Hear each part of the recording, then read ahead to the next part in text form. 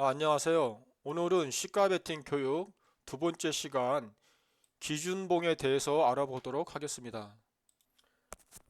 기준봉의 정의에 대해서는 앞에서 언급했기 때문에 간단히 하도록 하겠습니다. 전일 종가 대비 8% 이상의 장대 양봉의 캔들을 가지고 있고 전일 대비 500% 이상의 거래량을 가진 캔들이다. 이렇게 정의를 하고 있습니다. 일부 선수들은 전일 종가 대비 10% 이상을 잡는 사람도 있고 전일 대비 1000% 이상의 거래량을 잡는 사람도 일부 있습니다. 어느 것이나 둘 다 기준봉이니까 어느 것을 적용해도 문제가 되지 않습니다. 그리고 기준봉과 유사한 캔들이 있는데요. 의미 있는 봉이라고 합니다. 요거 역시 기준봉에 준해서 관리를 하고 있습니다.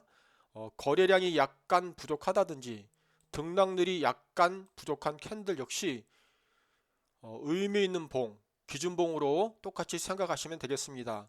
차트에서 보시는 바와 같이 기준봉이라는 것은 8% 이상의 장대 양봉을 가지고 있고 전일 대비 거래량이 500% 이상인데 의미 있는 봉은 거래량이 분명히 많습니다. 많은데 전일 대비 부족할 뿐입니다. 거래량은 많으나 전일 대비 거래량이 적을 뿐이다.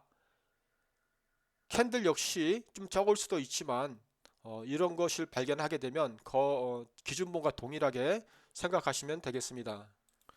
그러면 기준봉이 왜 중요한가? 왜 기준봉을 교육시키는가에 대해서 잠시 알아보도록 하겠습니다. 우리가 기준봉은 주식 매매를 함에 있어서 기준이 되는 봉이라고 하였는데요. 일단 기준봉이 생기면 거래 대금은 최소 300억 이상입니다. 300억 이상입니다. 이 차트에서 보시는 바와 같이 이 차트에서 기준봉은 거래 대금이 4,255억이 투자됐고요. 거래량은 전일 대비 644%가 발생된 겁니다. 그리고 두 번째 중요한 점은 기준봉은 장대 양봉이므로 앞전에 모든 물량을 먹어치운 겁니다. 이렇게 물량들이 많이 있죠. 많이 있는데 이 기준봉이 여기를 돌파하면서 많은 거래량을 동반하면서 여기 있는 물량을 싹 먹어치운 겁니다. 보시면 어, 얘가 이렇게 상승이 될 거 아니에요, 그죠? 상승을 할 때 여기서 팔고 여기서 팔고 여기서 팔고 여기서 팔기 때문에 이 봉은 하락할 수밖에 없습니다. 그런데도 여기까지 올렸다는 것은 주포의 의지가 상승시키겠다는 의지가 강하다고 할 수 있습니다. 즉 많은 돈을 써서 물량을 싹 먹어치웠다. 주가를 상승시키겠다는 의지가 강하다고 할 수 있습니다. 차트에서 보시는 바와 같이 요 위치가 바로 여기 위치인데 이 기준봉이 생긴 이후로 이렇게 주가가 계속 상승을 하였습니다. 이 주포가 무려 이렇게 많은 돈을, 물론 돈을 다 이만큼 쓰진 않았겠지만 이만큼 중에서 어느 정도 많은 돈을 주포가 썼을 텐데 이 많은 돈을 써서 주가를 올린 이유는 돈을 벌기 싶어서 그런 것입니다. 그래서 시가 베팅에서는 기준봉이 있는 종목만 공략합니다. 큰 돈이 들어온 자리는 이후에 상승 가능성이 높아집니다. 보시는 바와 같이 이렇게 주포가 주가를 올려서 돈을 먹으려고 하기 때문에 주가가 상승 가능성이 높아집니다. 그래서 기준봉이 있는 캔들만 공략을 합니다. 일반적으로 돈을 벌기 위해서는 주가가 가장 낮은 위치에서 주식을 사서 높이 오르면 판다고 그러는데 이것은 사실 어렵습니다. 주가가 낮은 바닥에서 주식을 샀다. 그러면 언제 올릴지 아무도 모릅니다. 빠른 것은 한 달, 늦은 것은 1년이 걸릴지도 2년이 걸릴지도 모르기 때문에 우리는 이런 종목에 대해서는 공략을 하지 아니하고 기준봉이 생긴 캔들만 공략을 하게 되는 것입니다. 기준봉이 이렇게 생겼잖아요. 생기면 여러분들은 이것을 다음과 같이 생각을 하셔야 합니다. 기준봉이 이렇게 있는데요. 기준봉의 종가를 돌파를 하였다. 그러면 힘이 상당히 강하다고 보시면 되고요. 고가를 돌파했다. 그러면 아주 강하다고 생각하시면 됩니다. 강하게 이 지역을 이탈해서 주가를 올리겠다. 라는 그런 의지가 있다고 보시면 됩니다. 중심선에서 놀고 있다. 그러면 아직 힘이 살아는 있으나 언제 올릴지는 잘 모르겠다. 만약에 기준봉이 생겼는데 주식이 이렇게 바닥까지 내려왔어요. 시가까지. 그러면 기준봉의 시가를 지켜주면 아직은 이 주식이 살아있다. 시간이 얼마나 걸릴지 모르겠지만 서서히 올릴 가능성이 있다 라고 생각하시고요. 만약에 주가가 이 저가를 이탈하면 끝났다. 세력이 나갔다. 더 이상 이 주식은 올리기가 힘들 것이다 라고 생각하시면 됩니다. 그래서 기준봉이 생기면 주포가 이 기준봉의 중심을 지켜주는지, 이거 중요하다고 그랬죠. 아직 힘이 살아있기 때문에 언제든지 올릴 가능성이 있다는 것입니다. 지켜주는지 상승을 시키는지, 상승시키겠다는 것은 곧 이 기준봉 종가나 고가 위로 상승을 시켜서 주가를 많이 올려서 더 많은 돈을 챙기겠다는 그런 뜻이잖아요.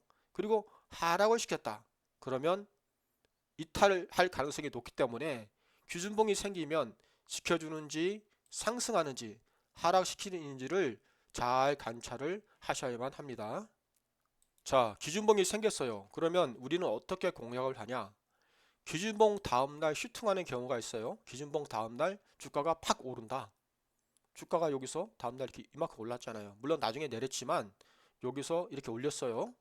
그 다음에 기준봉 다음에 건강한 조정을 한 다음에 올린다. 건강한 조정을 한 다음에 올린다. 뒤에서 설명드리겠습니다. 그 다음에 장기간 횡보하는 경우가 있습니다. 장기간 횡보하는 경우. 아래 차트처럼 이렇게 한번 올린 다음에 한참 횡보한 다음에 올립니다. 한참 횡보한 다음에 올리고요. 한참 횡보한 다음에 올립니다. 이런 것은 저희들이 공략하기가 어렵잖아요. 언제 올릴지, 내일 올릴지 잘 모르잖아요. 그래서 첫 장대 양봉이 생긴 종목, 뜸한 장대 양봉이 생긴 것은 조심해서 공략을 해야 합니다. 공략을 아예 안 하는 경우가 좀 많습니다. 이렇게 길게 생기는 것들은 참고하시고요. 자, 첫 번째 장대 양봉 이후 슈팅하는 거에 대해서 알아보도록 하겠습니다. 오른쪽 차트와 같이 이렇게 장대 양봉이 생기고요. 다음날 바로 이렇게 슉 올리는 것을 슈팅이라고 합니다. 장대 양봉 이후 슈팅합니다.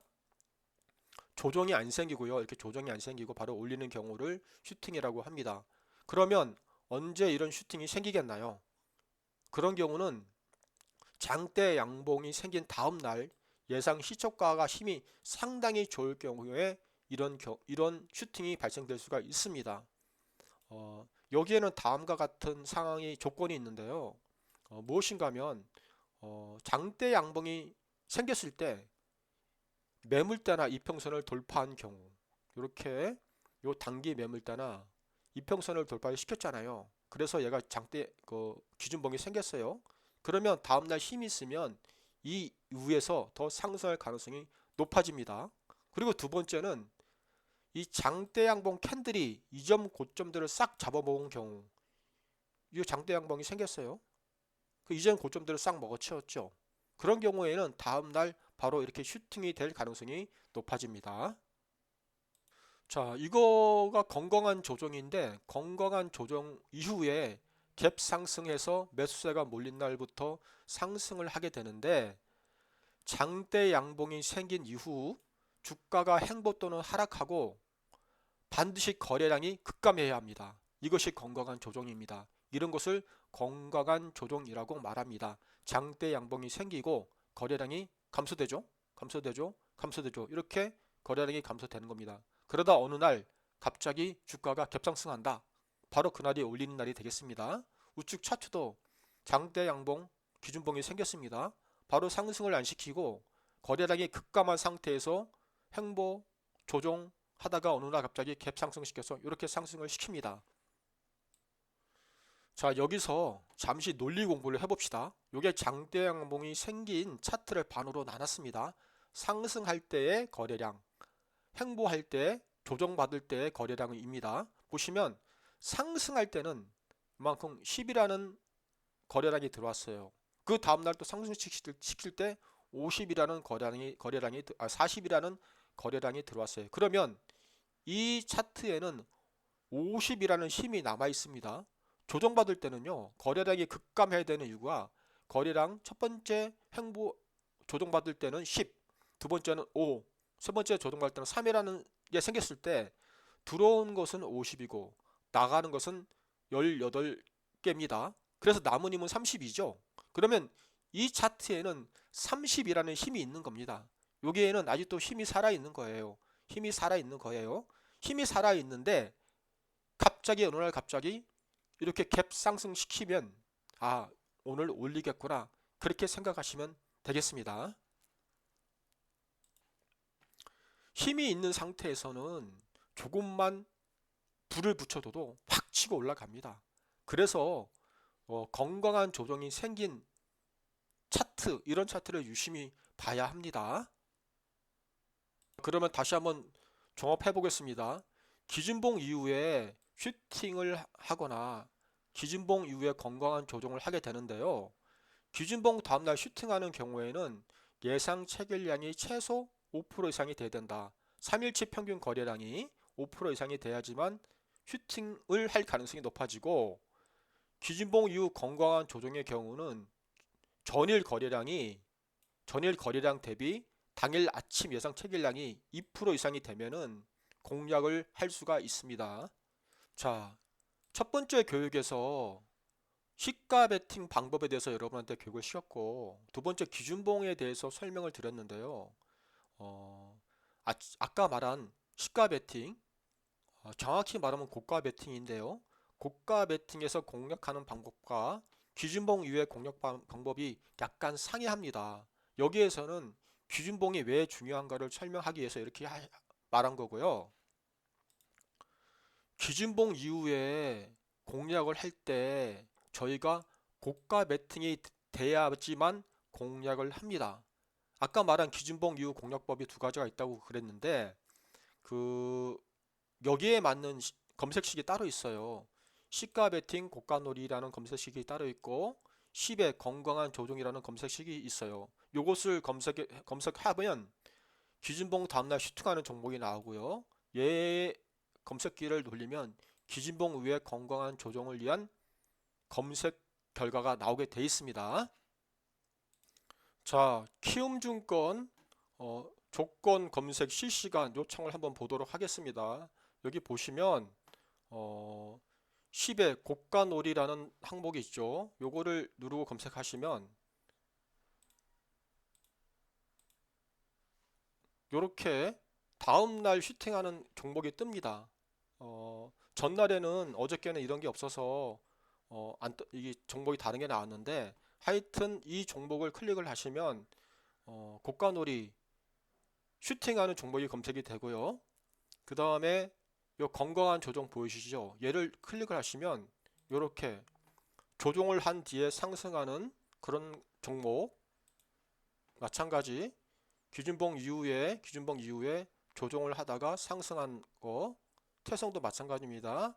기준봉 발생 이후에 조정을 하고 갭 상승해서 나온 종목, 신성 ST, 기준봉 발생 이후에 건강한 조정을 하다가 갭 상승해서 오른 종목, 이런 종목들이 검색이 됩니다.